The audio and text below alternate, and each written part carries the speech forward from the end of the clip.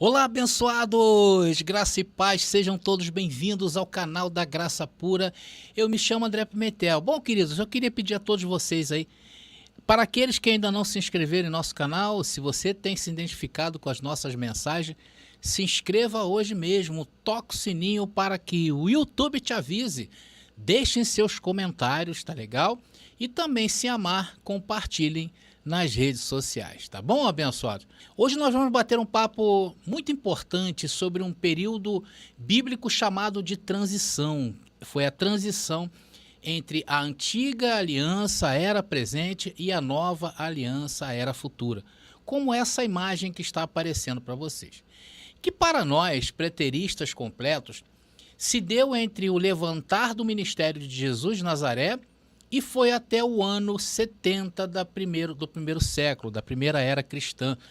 Um período ali aproximadamente de 40 anos, o tempo de uma geração que Jesus falou por várias vezes quando esteve vivo.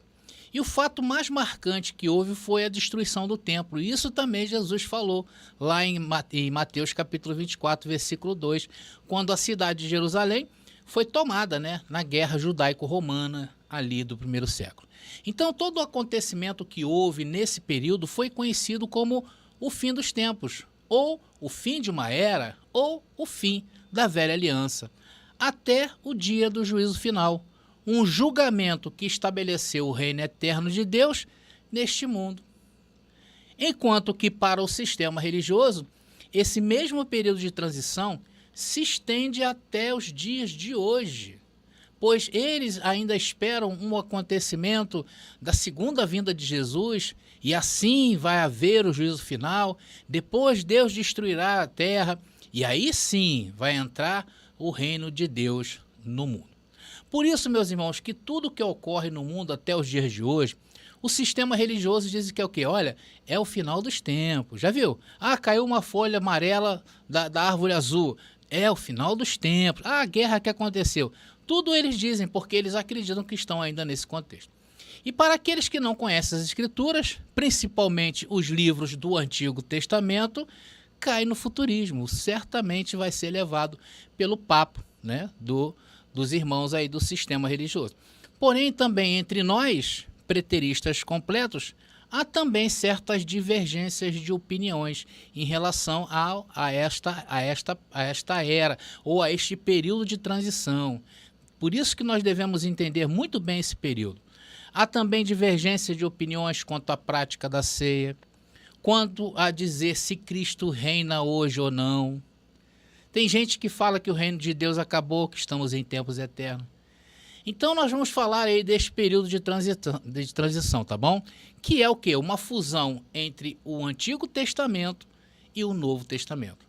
E isso ocorre porque existem passagens que mostram a nova aliança, reino, era como algo presente aos livros do Antigo Testamento. Enquanto há outras passagens na Bíblia que inevitavelmente falam de uma consumação futura, pendente de acesso à nova. Há promessas que são cumpridas pelo sacrifício de Cristo na cruz, enquanto outras ainda são futuras, na perspectiva dos autores do Novo Testamento. Por isso que gera, irmãos, essa diferença de pensamentos entre os irmãos, Então nós vamos apresentar a partir de agora nessa mensagem, nesse papo, alguns desses temas aí que geram discussões. E eu vou colocar aí aquilo que eu penso sobre essas interpretações, tá bom? Então o primeiro ponto polêmico dessa mensagem é responder quando de fato foi estabelecido o reino de Deus no mundo ou quando começou a nova aliança. Irmãos, veja que nessa pergunta nós temos dois períodos. Um é quando começou e o segundo é quando foi estabelecido. O fato, meus queridos, enquanto o símbolo central do antigo pacto estivesse de pé, ou seja, o templo, o reino de Deus ainda não tinha sido estabelecido, porém já havia começado. Então ele começa justamente quando Jesus anuncia e entra em Jerusalém. Ali começa o início, dá o start, mas não realizado, não estabelecido. Aqui talvez seja a chave de toda essa questão. Por exemplo, quando Jesus estabeleceu a ceia, que para nós foi até ser estabelecido o reino de Deus, que foi no ano 70, e não quando ele entra no mundo, Jesus anuncia a nova aliança, como diz ali, Marcos capítulo 4, versículo 34. Nós encontramos mais referências aí em Hebreus capítulo 7, versículo 22 e também no capítulo 8, versículo 6. Jesus, neste ponto, torna a nova aliança superior à antiga. Hebreus 7, 22. E o seu ministério maior que a lei de Moisés. Hebreus capítulo 8, versículo 6. Porém, o fato é que ainda não tinha sido estabelecido plenamente o reino de Deus. Por quê? Porque o templo ainda estava de pé. Então o templo era um entrave para se estabelecer, para que se chegasse, como nós dizemos, à plenitude dos tempos. Então a nova aliança não apenas foi inaugurada, mas a obra expiatória de Jesus foi concluída. O propósito das alianças antigas e novas, o que é? É estabelecer uma relação povo-Deus. É isso que veio trazer tanto a antiga aliança como a nova aliança. É estabelecer essa relação que não tinha no Antigo Testamento e passaria a ter no Novo Testamento. Ainda mais o simbolismo que houve consequentemente à morte de Jesus, que vocês sabem qual é, né? Que diz que o véu do templo se rasga. Então ali começa a ser o quê? Mudado o tempo. É como se fosse uma chave, a chave virou. O fato, meus irmãos, é que os autores do Novo Testamento, eles se identificavam, isso é claro nas leituras que a gente faz aqui nesse canal, eles se identificavam como vivendo nos últimos tempos. Eles viviam o final da primeira era, ou do Aion, como destaque aí em 1 João capítulo 2, versículo 18. E nós podemos também encontrar essas referências aí nesses versículos que eu estou deixando para vocês aí, tá bom, abençoado? Então esse reconhecimento desses autores do Novo Testamento, como incluídos no fim dos tempos, descarta totalmente a ideia de que nós, os que vivemos hoje, no futuro para eles, possam estar nos últimos dias. Seria, irmãos, uma total contradição e um ataque contra as palavras dos livros do Antigo Testamento inspirados. Por isso, irmãos, que eu falei no começo, que o povo que embarca no futurismo é porque não conhece o Antigo Testamento, não conhece a linguagem das profecias hebraicas, que é poética, não sabe. Me desculpe, mas, irmão, você foi enganado. Essa é a grande verdade. Então, pelos escritos do Novo Testamento, eles não se reconheciam como dentro do próximo século. Esta era uma esperança futura para eles, porém sempre próxima e até iminente. Por que eu estou falando isso? Porque desde que se inaugurou o velho pacto em Moisés, até o surgimento de Jesus de Nazaré, durou 1.600 anos, se não me engano, tá? Então esse povo que viveu nesses dias, viviam sim a expectativa, né? Eles não se incluíam na era futura, mas eles tinham essa expectativa que algo próximo e iminente iria acontecer. Isso nós encontramos aonde? Nas profecias do Antigo Testamento, nas escrituras do Antigo Testamento, que nós deste canal temos trazido várias e várias vezes. Então, quando se lê os textos bíblicos sem esse entendimento, gera sim, de fato, essa ambiguidade de pensamentos. Tá? Por isso que às vezes abençoados têm um posicionamento, o outro tem outro, por causa justamente desses nuances aí que eu estou passando para vocês, super importantes. Tá? Então a primeira impressão pode ser um pouco mais confusa. Tá? É tanto uma realidade anunciada, estabelecida, como uma realidade próxima. O que eu quero dizer com isso? Vai aparecer aí Mateus capítulo 4, versículo 17. Veja o que Jesus diz sobre o reino. Ele diz que o reino dos céus está próximo. Em Lucas capítulo 16, versículo 16, Jesus já diz que ele está tão próximo que todos tentam forçar a sua entrada nele, mostrando que o reino já estava presente, né? Uma realidade próxima. Algo que está informando, né, aí uma realidade anunciada e estabelecida como também uma realidade próxima. Já existem passagens que mostram que ela estava muito presente, que dava para tocar o reino de Deus. Eu estou mostrando para vocês as perspectivas do reino de Deus enquanto Jesus estava vivo. Então deu toda essa ideia. E as pessoas, por não saber entender esse tempo, elas criam filosofias novas de vida, ou então filosofias antigas, como o pessoal do sistema religioso. Então há passagem que mostra que ela estava muito presente também, que dava para tocar, como é o caso de Mateus capítulo 12, versículo 28, dizendo, olha, então chegou a vocês o reino de Deus. Lá em Lucas capítulo 17, versículo 20 e 21 também, olha, porque o reino de Deus está entre vocês. E existe também, irmãos, uma terceira perspectiva, como algo que ainda há de ser inaugurado, ou seja, no futuro. Então, dentro do mesmo texto, você consegue ter essas três perspectivas. Veja no futuro, olha, Mateus capítulo 6, versículo 10, que é a famosa oração do Pai Nosso. Diz ali, ó, venha o teu reino. Ué, como é que venha se já está? Ué, como é que venha se já tem gente forçando a entrada? Então, essas perspectivas levam as pessoas a erros, porque ela não conhece o tempo. Esse é o tempo da transição. E até mesmo, irmão, uma quarta perspectiva, nós podemos dizer, hipoteticamente, né, que a tradução do grego para o aramaico, porque o aramaico é a língua em que essas palavras foram pronunciadas, né? Expressões como o reino de Deus está próximo, seriam então entendidas com mais precisão como o reino de Deus veio.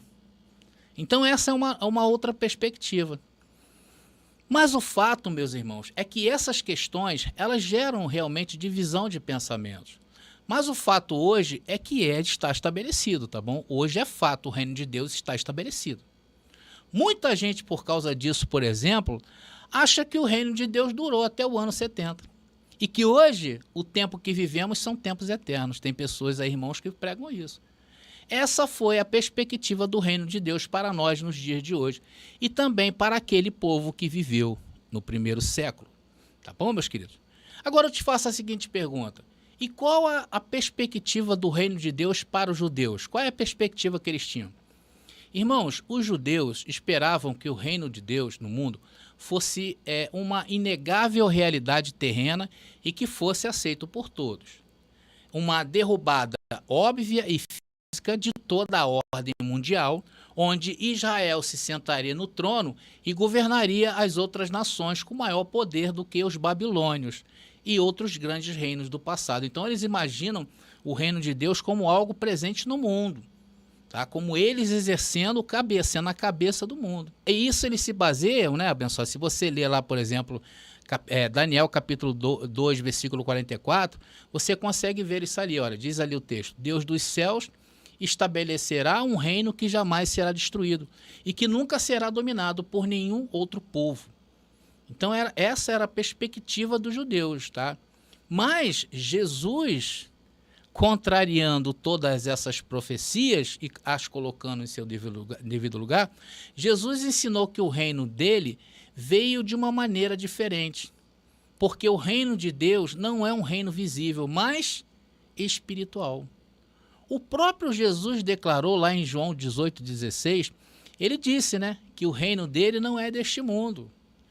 Em contraste com as preocupações materiais da natureza física do homem. Aí é uma crítica aos judeus que esperavam o reino de Deus vir com aparência visível, né?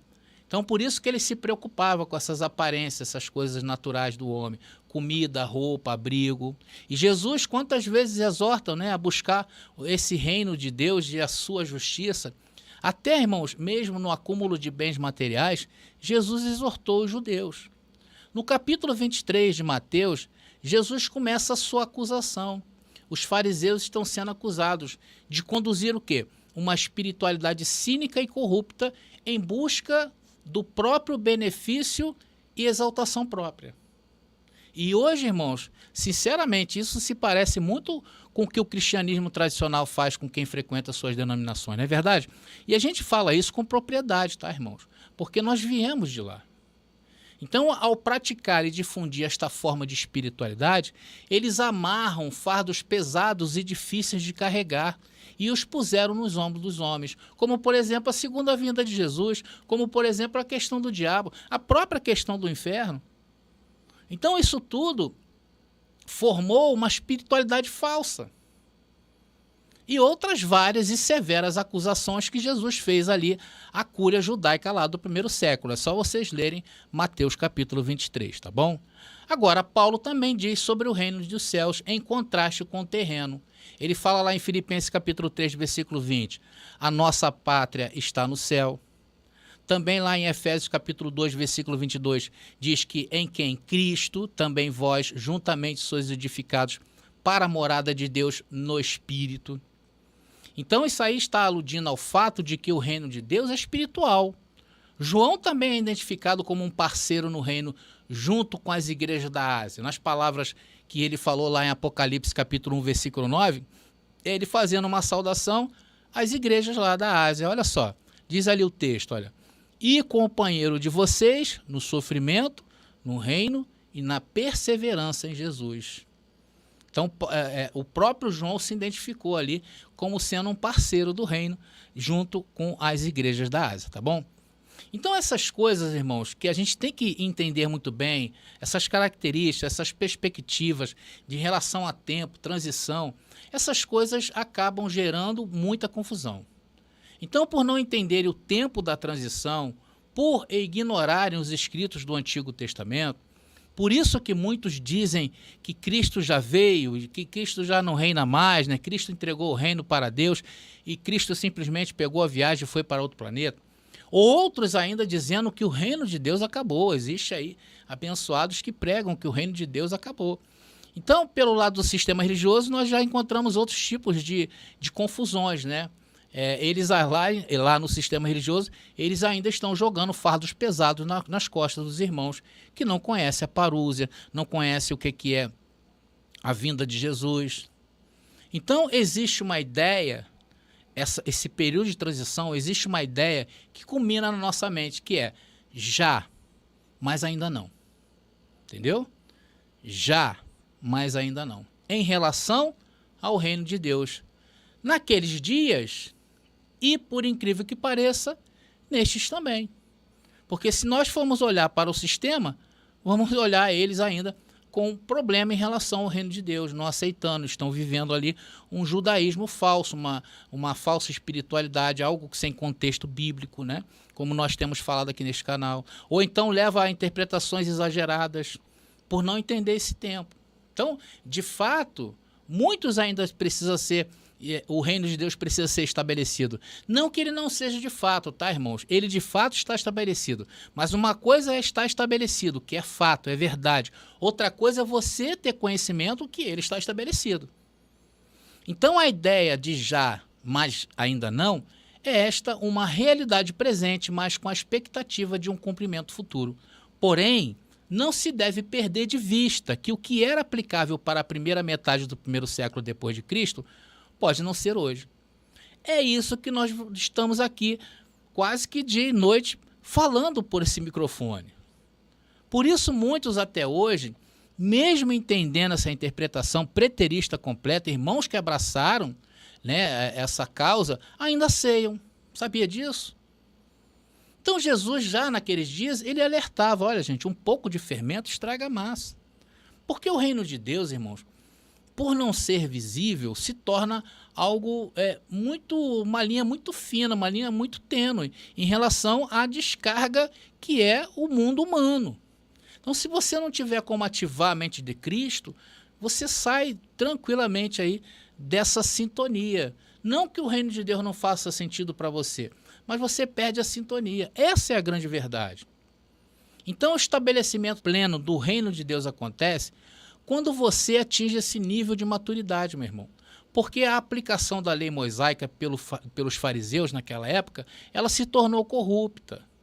Havia somente práticas vazias usadas para se beneficiarem, ao invés de expressar a verdadeira essência divina. Acaba o quê? Nos conduzindo a um caminho sujeito à condenação. Isso eu falo para os dias de hoje. Para aqueles que estão no sistema religioso, eles estão com a mente condenada. E aqueles que já ultrapassaram o reino de Deus, aqueles que já estão em tempos eternos, né, que já acabou tudo, Jesus foi viajar, também existe aí um fardo de condenação, tá bom? O fato é, meus irmãos, que quando Jesus morre, ele começa a apagar os ritos judaicos de expiação dos pecados, por exemplo. Já não era no templo nem no monte, como Jesus falou àquela mulher. Agora seria onde? Dentro de nós. Por isso que o perdoar dos pecados por Jesus até o ano 70 se fez necessário aonde? Na mente, na consciência. A pessoa pedia perdão pelos pecados. Por quê? Porque a lei ainda estava de pé. O período de transição ele só foi efetuado quando o templo veio abaixo e a terra de Jerusalém foi destruída. Todos esses ritos, né, os ritos da lei mosaica, eles foram sendo o quê? Apagados, porque já havia uma nova aliança no ar. Como diz Hebreus capítulo 8, versículo 13, onde diz que o novo pacto, ele tornou velho o primeiro pacto. E o que se considera velho, envelhece, está o quê? Prestes a desaparecer. E quando o autor de Hebreus escreve essa carta, o templo estava de pé, mas estava o quê? Prestes a desaparecer.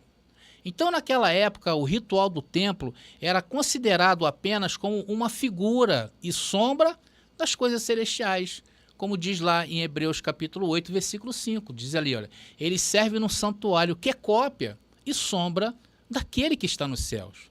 Como também em Hebreus capítulo 10, versículo 1. A lei traz apenas uma sombra dos benefícios que hão de vir, e não a realidade dos mesmos. E ela se tornou defeituosa, que necessário seria uma substituição ou abrir caminho para o novo, conforme está mostrando para vocês aí Hebreus capítulo 8, versículo 7.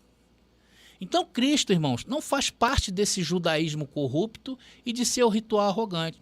Ele mesmo oficia perfeitamente que o homem perfeito se corrompeu, né? O homem perfeito corrompeu a lei, como diz lá em Hebreus capítulo 9, do versículo 11 ao 25, depois vocês leiam, tá bom? Agora, abençoados, eu vou tocar num assunto muito importante com vocês. Eu gostaria de o máximo de atenção, pois isto pode corrigir possíveis erros aí de postura nossa, tá legal? Olha, ninguém também está aqui dizendo, tá? Atenção, ninguém está aqui dizendo que a antiga aliança foi feita, né, em detrimento dos israelitas, tá? Não, muito pelo contrário. Paulo, lá em Romanos capítulo 11, através de uma metáfora estendida, descreve a aliança de Israel como uma oliveira, onde há israelitas étnicos, né, que são removidos da oliveira. Outros israelitas permanecem nela, tanto que os irmãos do primeiro século permaneceram. E os gentios são adicionados a essa oliveira para o quê? Para assim formar uma única árvore. Houve, irmãos, e há remanescentes fiéis, que são abençoados com todas as bênçãos, como nós brasileiros, americanos, ingleses, alemães, russos. Então não se trata mais de um povo, de uma nação, e sim do mundo, do povo deste mundo. Portanto, meus irmãos, a renovação de Israel e as promessas antigas têm cumprimento fiel em Israel, mas não no Israel da antiga aliança quebrada, mas no Israel que faz parte da nova aliança, o Israel espiritual. Então, desde o Antigo Testamento, a expectativa sobre o reino dos céus era que ele realmente chegasse em sua plenitude com o Senhor realmente reinando. E a aproximação do reino que Jesus proclama em Marcos capítulo 1, versículo 15, que diz: o tempo é chegado, dizia ele, o reino de Deus está próximo. Arrependam-se e creiam nas boas novas.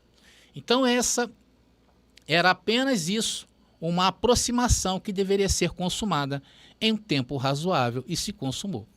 E achar que essa consumação ainda se dará nos dias de hoje é no mínimo absurdo e incompatível com as Escrituras. E isso não é uma norma, e sim a esperada final da perfeição e que já se consumou para nós. Ou não, dependendo do que cada um aí entender as coisas que eu estou tentando passar. Ok, abençoados? Bom, e se essa mensagem aí te trouxe luz e você quer explorar mais ela, adquira aí os nossos materiais de apoio. Isso é para quem deseja realmente estudar e leva o seu chamado a sério, tá bom? Tem aqueles que querem continuar surfando na onda do achismo. Aí vai pulando aí de galho em galho. O problema é de chegar num galho aí, o galho estiver podre, né, irmão? Porque quando você não tem base e vai no achismo, realmente você vai encontrar aí na tua frente um galho podre. Tá legal? Então, nossos materiais estão disponíveis para você que leva a sério o seu estudo. Tem lá no WhatsApp, eu vou deixar aqui nas descrições, tá bom? Se acha que convém adquirir, procura a gente no WhatsApp, tá bom? Então, abençoados, eu vou ficando por aqui. Muito obrigado pela sua companhia no Reino de Deus. Graça e paz e até a nossa próxima mensagem.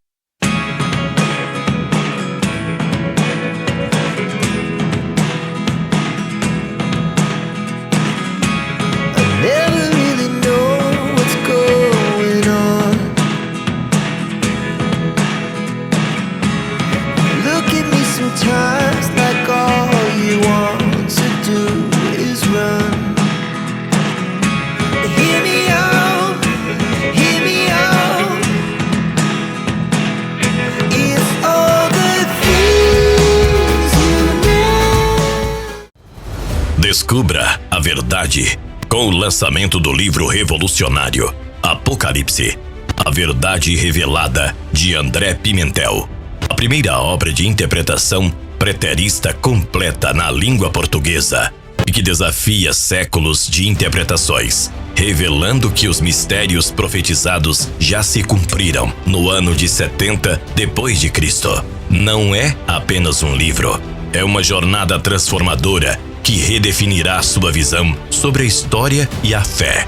Disponível agora. Para adquirir, contate-nos via WhatsApp no 21 9 79 87 46 68. Não espere mais. Embarque nessa descoberta e permita que a verdade altere sua vida.